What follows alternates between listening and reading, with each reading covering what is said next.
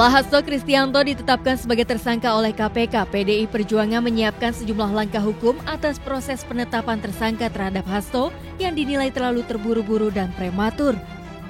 Juru bicara DPP PDIP Guntur Romli menduga belum ada bukti kuat dalam penetapan Sekjen PDI Perjuangan sebagai tersangka.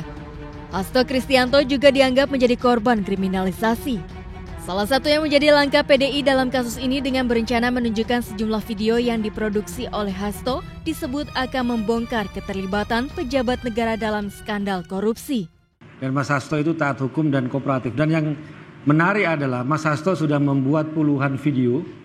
Itu adalah yang tadi disampaikan itu yang pertama, akan ada lanjutan puluhan video yang juga di situ akan membongkar dugaan keterlibatan petinggi-petinggi negara kasus korupsi. Dan kami tegaskan bahwa selama ini Sekjen PDI Perjuangan menjadi bulan-bulanan, menjadikannya sebagai sandera politik, setiap berbicara kritis selalu diancam dengan kasus Harun Masiku, tapi Sekjen tetap kritis, tidak mau tunduk, tidak mau menyerah, apapun jalannya karena merasa punya keyakinan, tidak terlibat dengan kasus Harun Masiku, tetap kritis.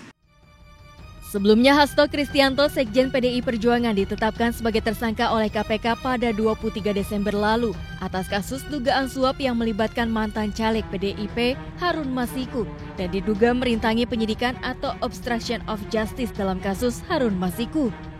Guna mendukung penyelidikan mendapatkan bukti baru yang relevan, KPK langsung mengeluarkan surat pencegahan Hasto ke luar negeri, termasuk mantan Menteri Hukum dan HAM Yasona Lauli. Komisi Pemberantasan Korupsi telah mengeluarkan surat keputusan nomor 1757 tahun 2024 tentang larangan bepergian ke luar negeri terhadap 2 orang warga negara Indonesia, yaitu YHL dan HK. Larangan bepergian ke luar negeri ini terkait penyidikan dugaan tindak pidana korupsi. Suatu hari KPK menyampaikan larangan. Hasto dalam pernyataan publiknya berbicara tentang intimidasi aparat penegak hukum dan menyatakan PDIP siap menghadapinya.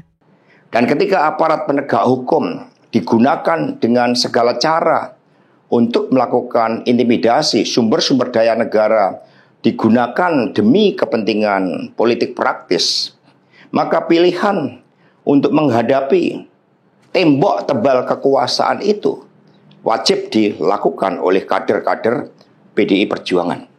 Selain itu, Hasto juga menyinggung adanya dugaan intimidasi agar tidak memecat sosok yang memiliki ambisi kekuasaan yang menginginkan 3 periode.